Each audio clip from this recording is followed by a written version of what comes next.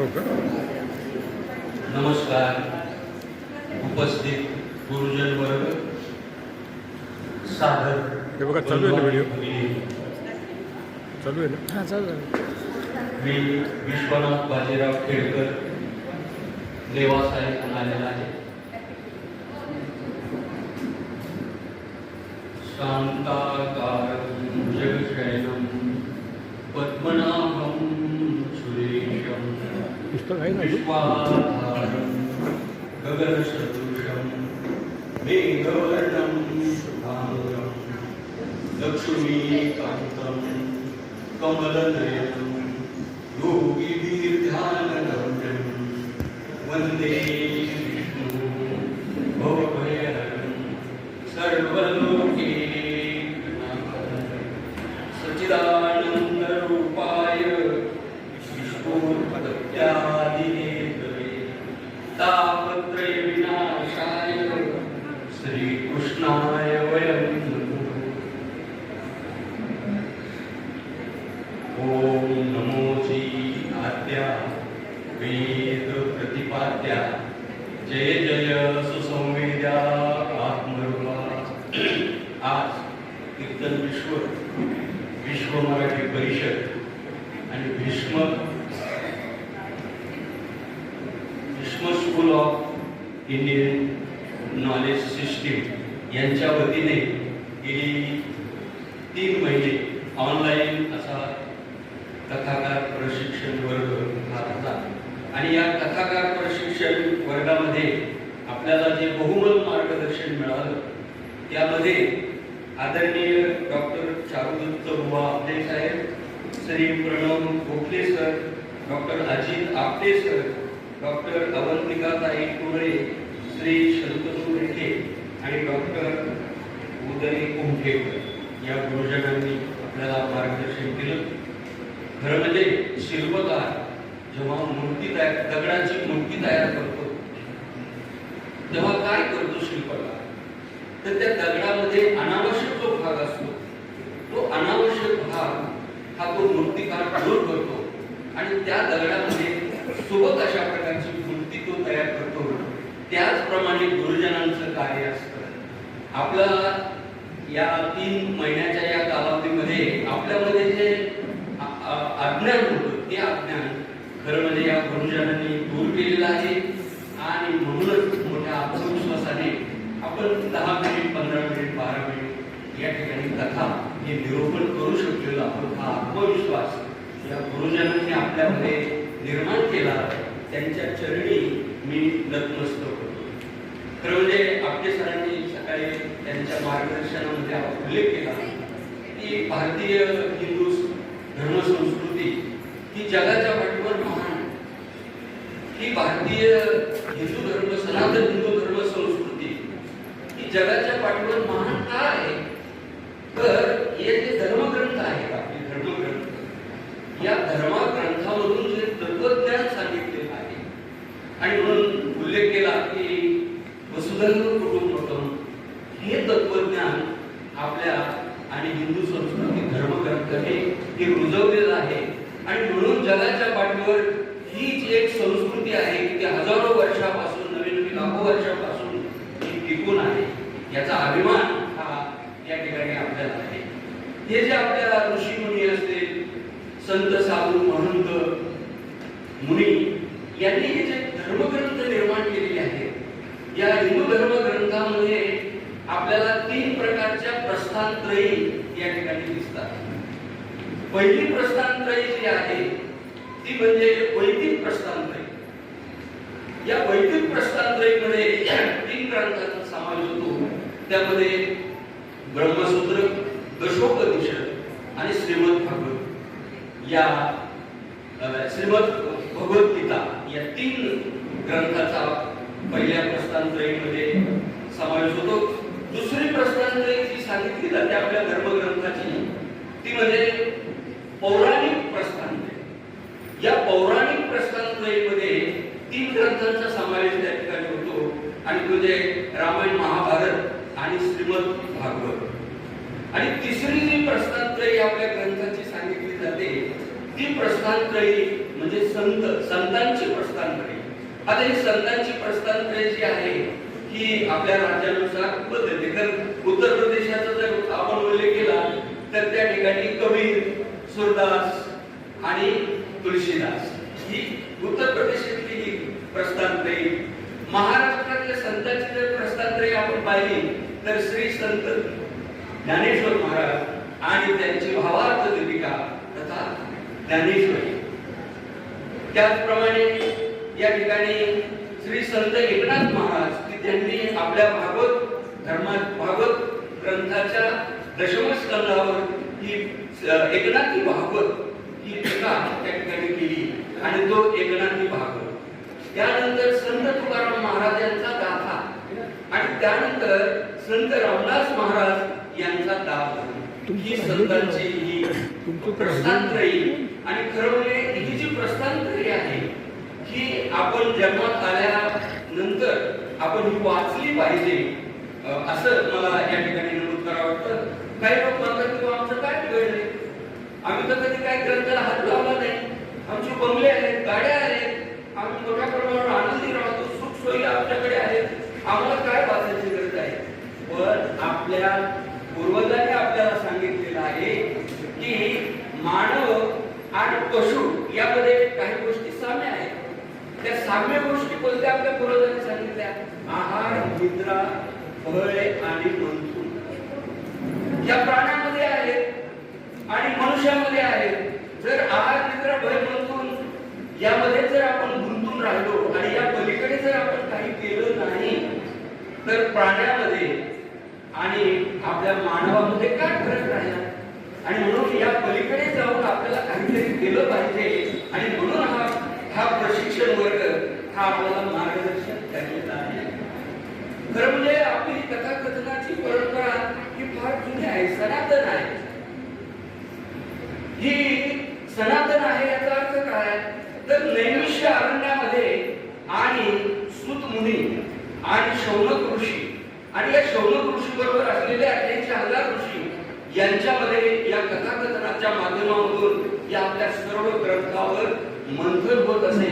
प्रश्न संवादाच्या द्वारे विचारून या ठिकाणी त्या नैमिष्य अरण्यामध्ये आणि ह्या कथा ह्या होत असतात. हे फार पुरातन काळापासून हा आपला इतिहास आहे. मला आनंद असा वाटतो की आजही तिथं या नैमिष्य अरण्यामध्ये श्रीमद भागवत कथा ह्या होतात आणि आपला क्लास चालू असताना आपले या ठिकाणी आपले महाराज त्या ठिकाणी श्रीमद भागवत कथा करायला गेले होते हे आपल्याला सगळ्याला माहित आहे. म्हणजे आजही त्या नैमिष्य अरण्यामध्ये आणि म्हणून आपल्या धार्मिक परंपरेचं नैमिष्य अरण्य हे एक ज्ञानपीठ म्हणून त्या ठिकाणी ओळखलं जातं. तो एक वारसा या ठिकाणी आपल्याला आहे. आणि म्हणून मी आज श्रीमद भागवताच्या संदर्भामध्ये काही बोलणार आहे. श्रीमद भागवत या ग्रंथाची उत्पत्ती कशी झाली याला सुद्धा इतिहास आहे. मगाशी उल्लेख झाला की व्यास मुनी यांनी वेद ग्रंथ संपदा निर्माण केली. एक वेद होता, त्याचे 4 वेद निर्माण केले, 18 पुराण, ब्रह्मसूत्र, दशोपनिषद, पुराण हे सर्व ग्रंथ भांडार आणि व्यास मुनींनी आपल्यासाठी ग्रथित केलेला आहे. आणि मग तरी व्यास मुनीच्या आत्म्याला शांती नव्हती, त्यांना समाधान वाटत नव्हतं. एकदा असंच नारद महर्षी आणि व्यास मुनी यांची भेट झाली आणि त्यावेळी व्यास महर्षी नारद मुनींना विचारले की मी एवढा ग्रंथ संपदा निर्माण केलेली आहे, मात्र माझ्या जीवाला माझ्या मनाला समाधान वाटत नाही. नारद मुनींनी जाणलं आणि त्यांना सांगितलं की अरे तुझी ग्रंथ निर्माण केलेले आहेत त्यामध्ये भगवान श्रीकृष्णाच्या लीलाचं वर्णन कुठे आहे, भगवान श्रीकृष्णाचं चरित्र कुठे आहे, गोकुळातला बालकृष्ण, त्यानंतर राधेचा राधा कृष्ण, त्यानंतर त्या ठिकाणी असा हा गोपाळ कृष्ण आणि द्वारकाधीश कृष्ण याच्या लीलाचं, त्याच्या कर्तृत्वाचं, त्याच्या गुणाचं, त्याच्या पराक्रमाचं वर्णन करणारा ग्रंथ तुम्ही लिहिलेला नाही आणि तो तुम्ही लिहा.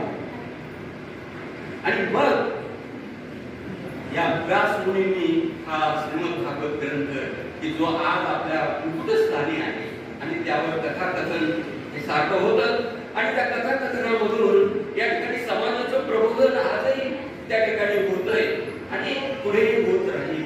अशा प्रकारचा हा इतिहास या ठिकाणी आपल्या श्रीमद भागवत लिहिण्यामागेही त्या ठिकाणी आहे. तर म्हणजे श्रीमद भागवत त्याचे पहिले जे 6 अध्याय आहेत, हे पहिले 6 अध्याय श्रीमद भागवताचं महात्म्य सांगणारे आहे आणि त्यामध्ये अनेक सुंदर सुंदर अशा कथा आणि अनेक तत्वज्ञान त्या ठिकाणी त्या महात्म्यामध्ये सांगितलं. परंतु 2 कथा महत्वाच्या नेहमी सांगितल्या जातात. एक आत्मदेव ब्राह्मणाची कथा आणि दुसरी भक्ती ज्ञान आणि वैराग्य. ह्या 2 कथा त्या ठिकाणी प्रामुख्याने मानल्या जातात. खरं म्हणजे वेळेच्या अभावी या कथाचा उल्लेख मी या ठिकाणी करून जातो. आणि या ठिकाणी आत्मदेव ब्राह्मणाला मुलबाळ नव्हतं आणि मग तो खिन्न राहायची. अरे मला मुलबाळ नाही, कधी होईल का नाही, एवढा आपला संपत्ती आहे, आपण एवढा अभ्यास करतो, ग्रंथाचा अभ्यास करतो, याला वारस पाहिजे. आणि म्हणून ते खरं म्हणजे ग्रंथात उल्लेख आहे की ते आत्महत्या करण्याच्या दृष्टीने वनात गेलेले आहे. तर एक साधू त्यांना भेटले आणि त्या साधूंना त्यांनी चरणावर नतमस्तक झाले आणि त्यांनी एक फळ त्यांना खायला दिलं. म्हणजे त्यांना फळ दिलं आणि सांगितलं की तुमच्या पत्नीला हे फळ खाऊ घाला, तुम्हाला मुलगा जरूर होईल. ही कथा सर्वांना माहित आहे. त्याप्रमाणे त्यांनी त्या धुंदुलीला ते फळ दिलं. मात्र धुंदुली ही चंचल बुद्धीची होती. चंद्र वाघ तिच्या डोक्यामध्ये बसलेला होता आणि ही धुंदुली काय म्हणत होती की अरे मला जर मूल झालं, मी जर बरोबर राहिले तर माझं सौंदर्य नष्ट होईल, अशा वृत्तीची ती धुंदुली होती. आणि तिने ते फळ घेतलं, मात्र ते प्राशन केलं नाही. यंदा तिची बहीण अशीच भेटायला त्या ठिकाणी आली आणि त्यांच्यामध्ये चर्चा झाली. काय बाई तुलाही खिन्न दिसतेस. मग तिने सर्व वृत्तांत सांगितला आणि मग बहीण म्हणाली, बहीण नाही धुंदुली सारखीच बहीण, ती म्हणाली की तू मला धन दे आणि त्या धनाच्या बदल्यात मी तुला मी गरोदर आहे, माझा मुलगा झाला तर मी तुला देईन आणि हे फळ तुझ्या ताईला चाल. आणि मग हे फळ त्याने त्या ताईला तिथे चाललेलं आहे. इकडे तिला मुलगा झाला, तिने इकडे आणून घातलेला आहे. त्याचं नाव त्या ठिकाणी धुंदुलीनेच त्याचं नाव त्या ठिकाणी ठेवलं आणि ते म्हणजे धुंदकारी. तो धुंदुकारी नाव ठेवलं. आणि इकडेही मुलगा झाला गाईला, त्याचं नाव गोकर्ण ठेवलं. का ठेवलं गोकर्ण? तर त्याचे गाईचे सारखे कान त्या ठिकाणी होते. आता पुढे दोघेही वाढू लागले आणि वाढू लागल्यानंतर गोकर्ण त्याचा उपनयन संस्कार झाल्यानंतर तो अभ्यासासाठी गेलेला आहे आणि धुंदुकारी मात्र इथं वाढू लागला आणि त्याच्या अपप्रवृत्ती आता पुढे येऊ लागलेली आहे. जुगार करणं, दारू पिणं, वेश्यागमन करणं, चोरी करणं, मारामाऱ्या करणं, लोकांना त्रास देणं, हे त्या धुंदुकारीचं सुरू झालेलं आहे. आणि मग आत्मदेवाला खिन्न झाला, वाईट वाटलं. मग त्यांनी आपला देव त्या ठिकाणी केला. त्यानंतर धुंदुलीकडूनही त्याने खूप त्रास हा धुंदुकारी देऊ लागलेला आहे आणि त्याच्यामध्ये धन घेऊन ते धनही कथाकारांना चालणार ना त्या ठिकाणी त्या धुंदुलीने आपला आत्मसंघटित केलेला आहे. आणि मग फक्त एकटा हा धुंदुकारी राहिलेला आहे. आणि मग त्याने काय केलं की त्याने आता आपल्या घरी वेशाच त्या 5 वेशाच घरी घेऊन आला आणि त्यांच्याबरोबर व्यवहार करू लागला. त्या वेशांनी विचार केला की हा असा टाकतोय, मारामाऱ्या करतोय, चोऱ्या करतोय आणि जर पकडलं गेलं तर हा आपल्यालाही त्या ठिकाणी शिक्षा होईल. त्यानंतर त्या ठिकाणी त्याचं मारलेलं आहे आणि दफन त्या ठिकाणी चांगला करा लास्ट इज बेस्ट. त्याचं त्या ठिकाणी हे झालेलं आहे. इकडे गोकर्ण त्या ठिकाणी अभ्यास करत त्यालाही कळालेला आहे, तो गावात आलेला आहे आणि त्यांनी विचार केला की आता आपला भाऊ हा धुंदुकारी हा उदाहरण दिला पाहिजे.